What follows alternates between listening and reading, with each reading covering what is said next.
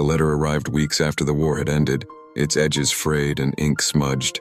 It was addressed to Margaret Evans, a young widow who had buried her husband, Lieutenant Thomas Evans, a soldier lost in the chaos of war.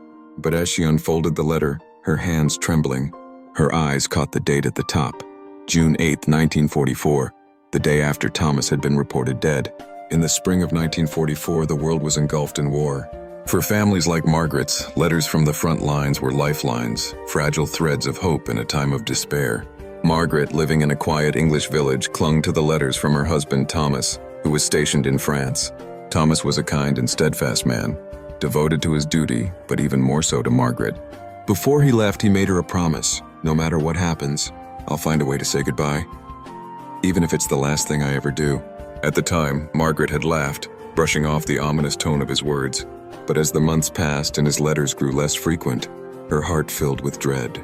Then, in June 1944, just days after the D-Day landings, the dreaded telegram arrived.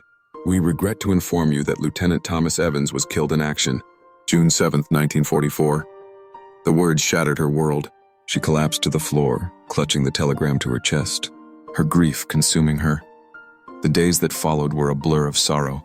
Margaret refused to believe Thomas was truly gone, clinging to the faint hope that there had been a mistake.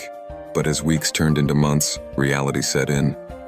She buried an empty casket in the village cemetery, a symbolic farewell to the man she loved. Then in late October, the letter arrived. Margaret was sitting by the window, watching the autumn leaves fall when the postman knocked on her door. He handed her an envelope, its edges worn from its long journey. The handwriting was unmistakable. It was Thomas's. Her hands shook as she opened it. The date at the top, June 8, 1944, made her breath catch. How could this be? The letter began with Thomas's familiar, tender words. He described the chaos of the battlefield and the bravery of his men. But as she read on, the tone shifted. Thomas wrote of an unshakable feeling that his time was running out. He described a vivid dream he'd had the night before, of Margaret standing in a field of wildflowers, her face radiant in the sunlight.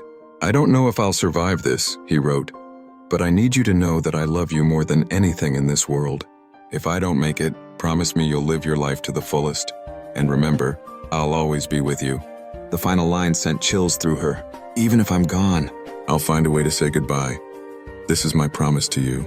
Margaret wept as she clutched the letter to her chest. But as her tears subsided, questions began to surface.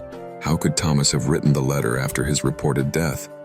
And why had it taken so long to reach her? She took the letter to the local postmaster, who confirmed that it had been sent from France and postmarked June 8, 1944. Yet there was no explanation for its delay or the impossible timing. Margaret began to wonder if the letter was a sign, a final message from beyond the grave. She went to the cemetery where Thomas's empty casket lay and read the letter aloud, her voice trembling with emotion. When she finished, a soft breeze swept through the graveyard, carrying with it the faint scent of wildflowers.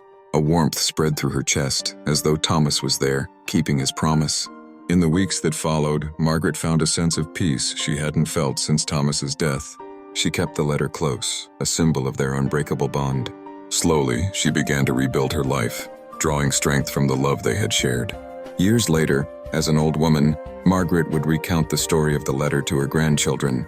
They listened with wide eyes, captivated by the tale of love and loss. Some dismissed it as coincidence, a quirk of the postal system. But Margaret knew better. To her, the letter was Thomas's final goodbye, a love note that transcended death.